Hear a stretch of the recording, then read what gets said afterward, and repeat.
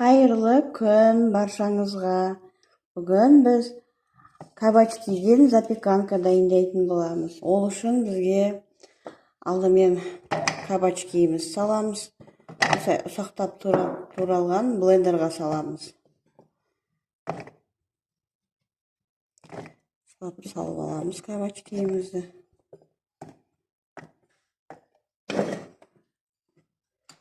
Және үстіне сәбізімізді саламыз жақсылап тұрып. Так, сәбізімізді салдым, кабачки. Енді мынау тауық етімізді саламыз, тауықтан.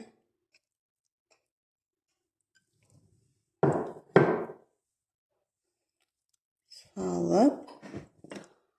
Так, мында тұз бұрышымыз саламыз. Татымына қарай, дәміне қарай. Және 3 жұмыртқамызды жарып саламыз.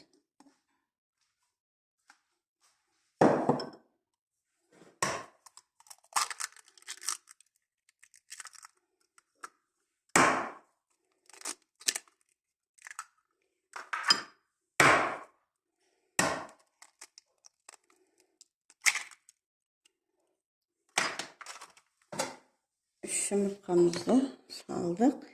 Енді жабамыз блендерімізді, қосамыз, енді айналдырамыз. Так, осындай мына сұйық массамызды формамыздың астын майлап алдым, осының үстіне құятын боламыз. Так, осылай болып шықты. Формаға бәрін орналастырдым, тегістеп. Енді мен бұны печкеге 180 градуста 30-35 минутқа жіберем. Запеканкамыз дайын болды. Дәмі өте керемет шықты.